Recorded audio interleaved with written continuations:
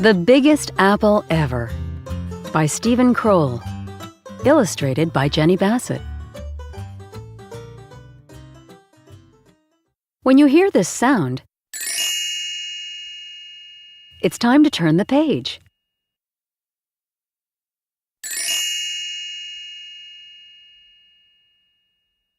Once there were two mice who fell in love with the same apple pie. But you had to be there to see how it happened.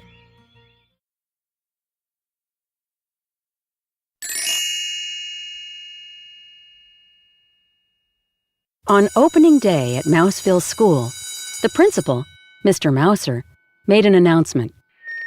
We will be learning about apples this fall, and to get things started, we will have a contest. Whoever brings in the biggest apple to his teacher will win a special prize. The judging will take place on Friday. Good luck to everyone.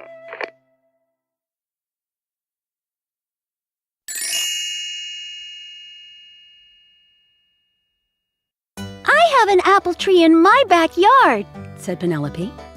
I bet it has really big apples. There's an apple tree across from my house, said James. I'm going to climb it as soon as I get home. I don't have any apple trees, said Clayton, the house mouse. But I'm going to find Mrs. Mousley the biggest apple ever. No, you're not, said his friend Desmond, the field mouse. I am. Oh, yeah, said Clayton. Yeah, said Desmond.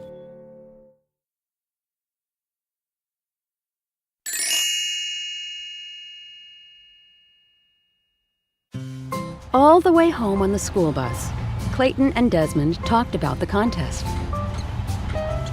Maybe I could grow an apple tree with really big apples, said Clayton.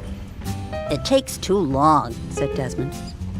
I heard Mrs. Mousley say 6 years. I'll think of something, said Clayton. So will I, said Desmond.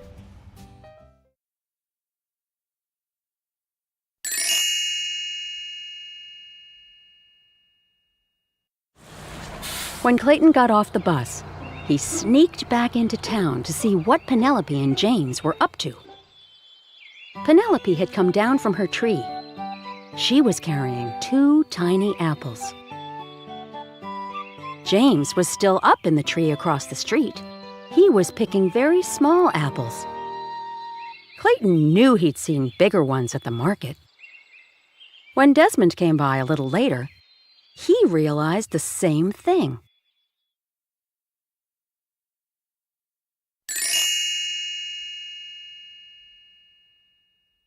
The next day at school, Penelope and James brought in their tiny apples. No one else had brought in anything. Mrs. Mousley cleared her throat. Class, we have a lot of work to start the year. But because we are learning about apples and having an apple contest, we will go to Barnaby's orchard this afternoon.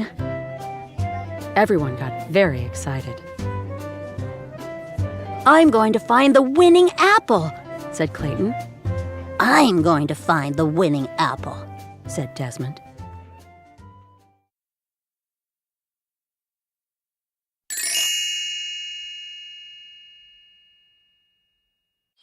At the orchard, Mrs. Mousley pointed out the different kinds of apples.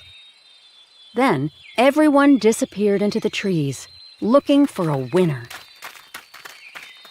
Clayton walked down one row, craning his neck.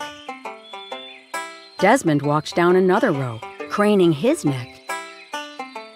Then Clayton saw what he thought was a really big apple. It was a little too high to reach, but he stretched for it. At that moment, Desmond saw the very same apple on the very same branch. He stretched for it too. They bumped heads and fell down. I think we should bring this apple in together, said Clayton. No one said we couldn't, said Desmond.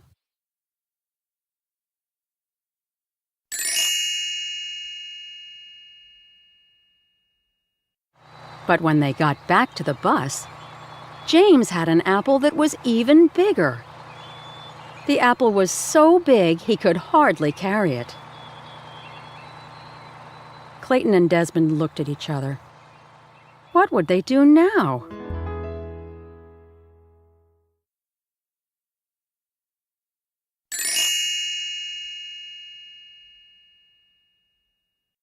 That night at dinner, Clayton explained the problem to his dad. Said Dad. Apples don't come in too many sizes. Do you think you'll find a bigger one? I don't know, said Clayton. Then maybe James will win the prize this time. It's okay if he does. Over at Desmond's house, Uncle Vernon said exactly the same thing.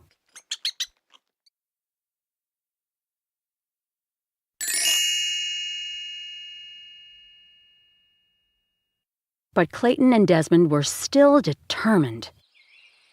The next afternoon, they met at Barnaby's orchard.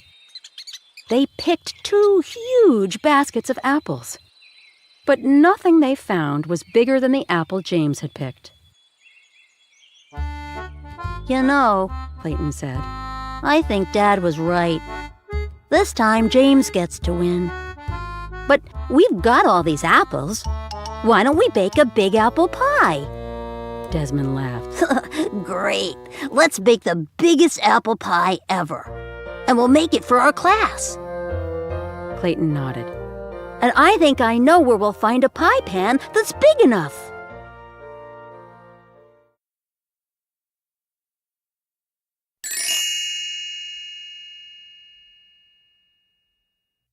The following afternoon, Desmond arrived at Clayton's house with Uncle Vernon.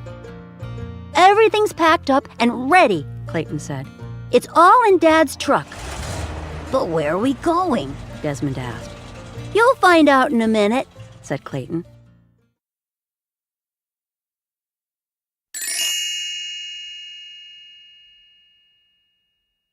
Dad drove, with Clayton and Desmond beside him in the front seat.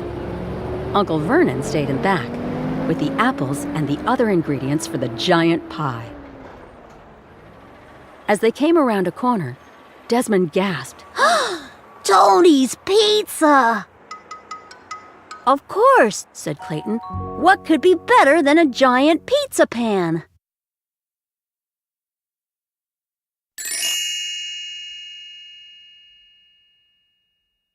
Mr. Tony greeted them at the door. Welcome, welcome. We're ready to begin.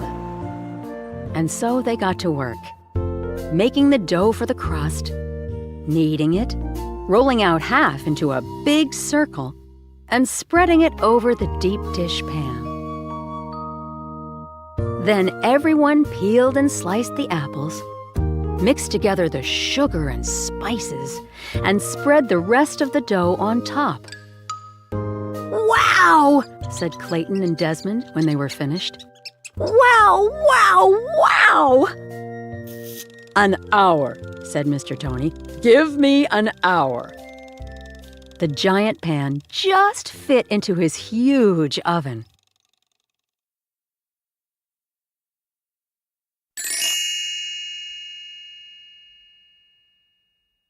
The next day was Friday. Who would have the largest apple? James, of course. And Mr. Mouser handed him the prize, a cheddar cheese apple. Mrs. Mousley looked surprised. Clayton? Desmond? Nothing from you? The two of them grinned. At that same moment, the classroom door flew open. In came Clayton's dad, Uncle Vernon, and Mr. Tony, struggling to carry the giant pie by themselves.